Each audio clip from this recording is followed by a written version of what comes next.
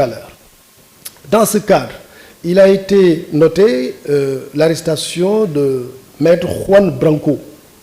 Juan Branco, pour ceux qui suivent l'actualité, c'est un avocat français qui s'est illustré ces derniers temps par des attaques contre l'État du Sénégal, contre ses institutions, qui a essayé d'expérimenter sa théorie de la révolution et de l'insurrection au Sénégal, en appelant les gens à brûler, à casser, etc. Il y a, sur la base de ces infractions, un mandat d'arrêt international qui a été émis à son encontre. Et ce mandat d'arrêt international a été délivré par un juge d'instruction qui lui reprochait les faits que j'ai évoqués tout à l'heure, d'insurrection, d'actes de nature à troubler la sécurité publique et parfois même des appels à l'insurrection pour renverser l'ordre constitutionnel. Donc il y a un mandat d'arrêt international qui a été décerné. Il se trouve qu'il est entré irrégulièrement, pour ne pas dire frauduleusement, dans le territoire national. Et il a cherché à en sortir de manière aussi irrégulière et frauduleuse, mais du fait du succès de la coopération policière internationale, il a été appréhendé en Mauritanie et remis aux autorités de police du Sénégal. Évidemment, dès qu'il a été remis aux autorités de police du Sénégal, qu'est-ce qui se passe? On exécute le mandat d'arrêt international. C'est un mandat qui a été exécuté. Le mandat est là, d'ailleurs. C'est sur la base d'un mandat d'arrêt international, le mandat est là, sous mes yeux, qu'il a été arrêté. Et quand il a été arrêté, mandat d'arrêt, quand on vous arrête, on vous conduit directement en prison. En l'occurrence, c'était la maison d'arrêt et de correction de Rebeuss. Il a été conduit là-bas. Il a été présenté à un juge d'instruction ce matin.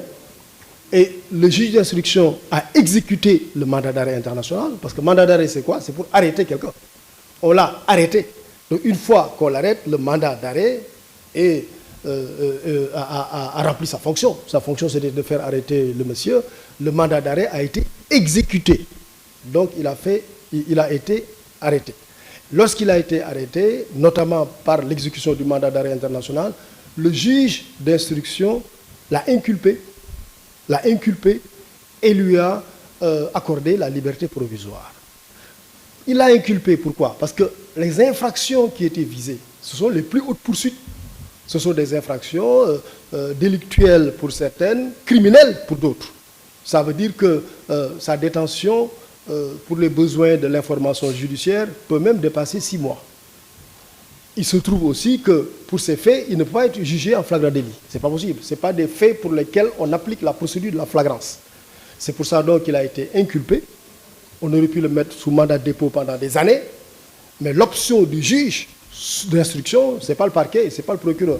C'est le juge qui a souverainement décidé de l'inculper et de lui accorder la liberté provisoire.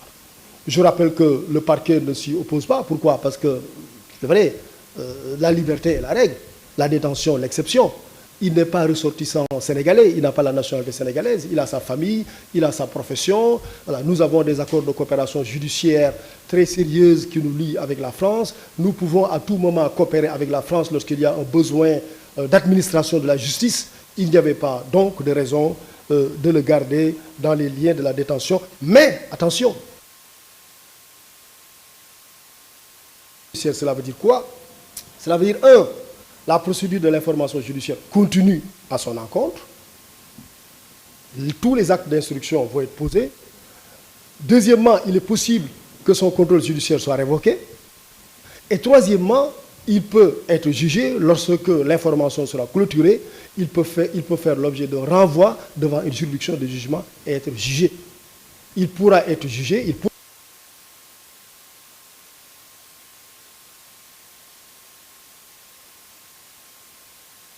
Effectivement, clôturer l'information, le renvoyer en jugement et le juger. Et lorsqu'il sera question de le juger, je le disais tout à l'heure, nous avons des relations de coopération judiciaire en France qui font que, il peut, par exemple, purger cette éventuelle peine en France.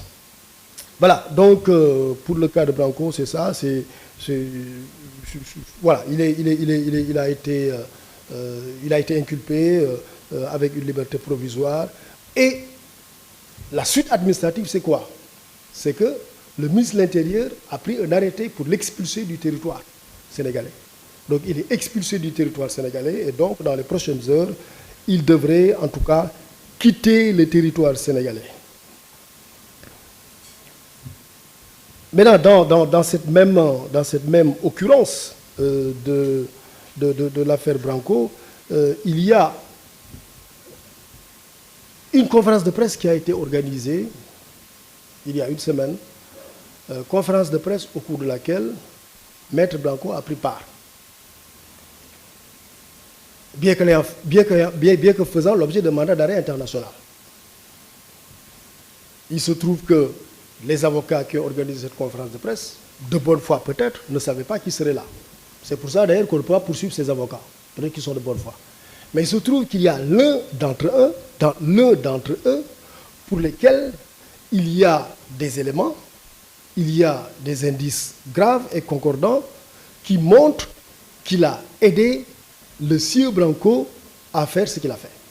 Autrement dit, il l'a aidé à commettre ces actes qui vont à l'encontre de la loi, entrée et séjour irrégulier dans le territoire national, sur le territoire national,